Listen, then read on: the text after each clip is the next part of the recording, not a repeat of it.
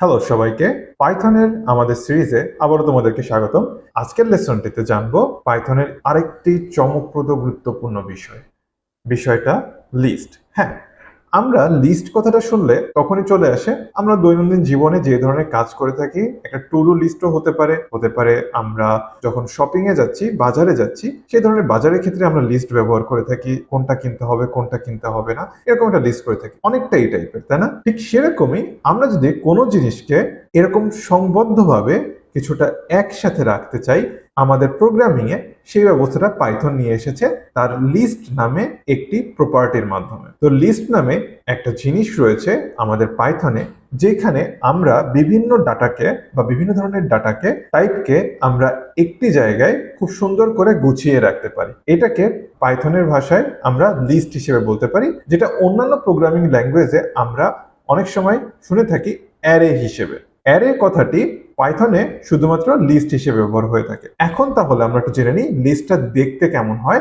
তার মানে হচ্ছে লিস্টের সিনট্যাক্সটা কি। তো বরাবরের মতোই লিস্টে ঠিক ভ্যারিয়েবলের মতো করে আমরা একটি নাম দিতে হয়। আমাদের লিস্টের নাম কি হবে? ধরে নিলাম আমার লিস্টের নাম মাই লিস্ট, শুধুমাত্র আমার লিস্টের নাম মাই লিস্ট। ওকে, আমার মাই লিস্টের ভিতরে এবার আমি লিস্টটা কিভাবে ক্রিয়েট করছি একটু খেয়াল করে দেখো। আমি একটা ইকুয়াল সাইন অপারেটর ব্যবহার করেছি।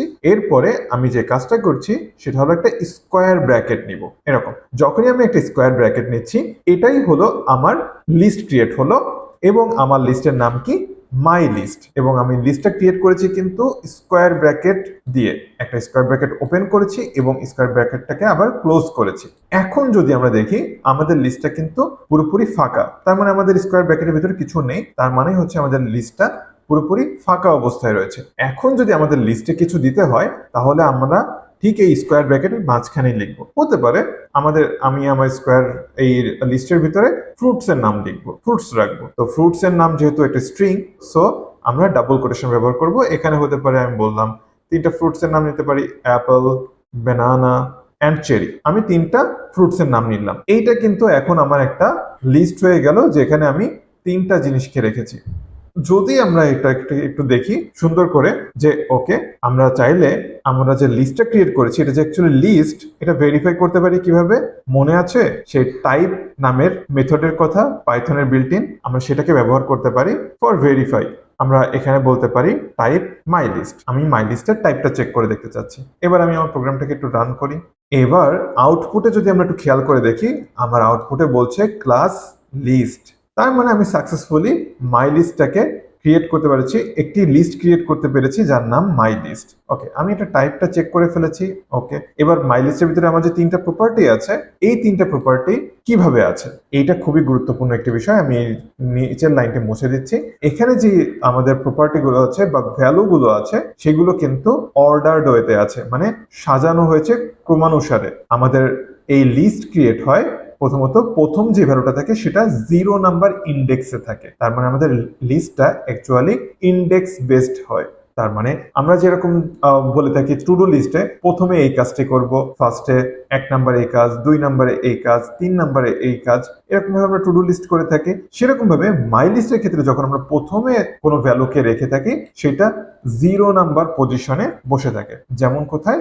0 নাম্বার পজিশনে। এবং সেকেন্ডে যে ভ্যালুটা থাকে সেটা 1 নাম্বার পজিশনে থাকে, থার্ড ভ্যালু এইভাবে 2 তে, পরের ভ্যালুটা 3 তে থাকবে, ঠিক এইভাবে বাড়তে থাকে। কিন্তু এখানে একটু খেয়াল করে দেখবে যে আমাদের যে প্রথম ভ্যালুটা থাকে আমাদের লিস্টে, সেটা 0 নাম্বার ইন্ডেক্সে থাকে। এইটা কিন্তু খুবই গুরুত্বপূর্ণ বিষয়, কারণ আমাদের লিস্ট বা অ্যারে, অন্যান্য প্রোগ্রামিং ল্যাঙ্গুয়েজের ক্ষেত্রে অ্যারে বলা হয়ে থাকে, সব সময় অ্যারে বা লিস্ট শুরু হয় 0 নাম্বার ইন্ডেক্স থেকে। মানে প্রথম ভ্যালুটা সব সময় 0 তে থাকবে, 1 এ কিন্তু থাকবে না। 1 থেকে শুরু হয় না, অ্যাকচুয়ালি আমাদের লিস্ট শুরু হয় 0 থেকে। এইটা আমরা আরো একটু সুন্দর করে ভেরিফাই করতে পারবো যদি আমরা প্রথম ভ্যালুটাকে দেখতে চাই যে প্রথমে কোন ভ্যালুটা রয়েছে, সেই ভ্যালুটার পজিশনটা আমরা যদি বলে দিতে পারি যে হ্যাঁ, জিরোতে যদি কিছু থাকে সেটা তুমি আমাকে দেখাও। সেটা কিভাবে আমরা দেখতে পারি? আমরা প্রিন্ট করে একটু আউটপুটটা চেক করে নিই। ওকে, মাই লিস্ট, আমরা কোনো কিছু যদি দেখতে চাই যে আমাদের লিস্টের কত নাম্বার পজিশনে কোন ভ্যালুটা রয়েছে সেটা যদি আমরা দেখতে চাই, সেটার উপায় হচ্ছে এইভাবে মাই লিস্ট লিখে থার্ড ব্র্যাকেট ইউজ করে কত নাম্বার পজিশন সেটা বলে দিতে হয়। এখন যেহেতু আমরা বলছি যে 0 নাম্বার ইন্ডেক্স থেকে শুরু হয়, তাহলে দেখেই নেওয়া যাক 0 নাম্বার ইন্ডেক্সে কি আছে। তাহলে আমি জাস্ট 0 লিখবো। ওকে, আমি আমার মাই লিস্টে বলেছি এবং আমি আমার মাই লিস্টে এবার বললাম যে 0 নাম্বার পজিশনে কোন ভ্যালুটা রয়েছে তুমি আমাকে সেটা একটু দেখাও। আমি কোডটাকে রান করি। হ্যাঁ, কোডটাকে রান করার পরে দেখলাম অ্যাপেল বলেছে। এইবার আমরা একটু যদি মিলানোর চেষ্টা করি, আমাদের লিস্টের শুরুতেই কিন্তু অ্যাপেল ছিল। তার মানে অ্যাকচুয়ালি শুরুতে যেই ভ্যালুটা থাকে সেটা 0তেই স্টোর হয়ে থাকে। তার মানে আমরা এটা বুঝে গেলাম আমাদের লিস্ট শুরু হয় 0 নাম্বার পজিশন থেকে। তার মানে 0 নাম্বার পজিশনে অ্যাপেল রয়েছে। সেরকম ভাবে যদি আমরা দেখতে চাই যে 2 নাম্বার পজিশনে কে রয়েছে, সেটাও আমরা করতে পারবো।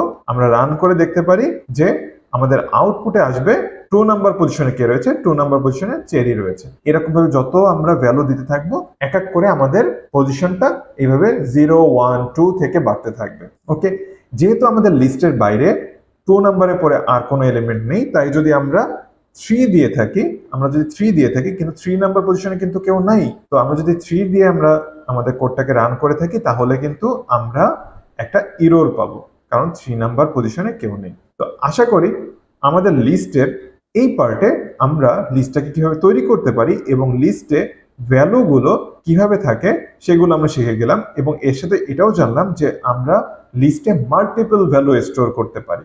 এর পরের পার্টে, লিস্টের পরবর্তী পার্টে আমরা লিস্ট সম্পর্কে আরো গভীর কিছু তথ্য জানতে পারবো। ধন্যবাদ সবাইকে। যদি কোনো সমস্যা থেকে থাকে কমেন্ট বক্সে কিন্তু জানাতে ভুলবে না। পরের ভিডিওতে আবারও দেখা হচ্ছে তোমাদের সাথে।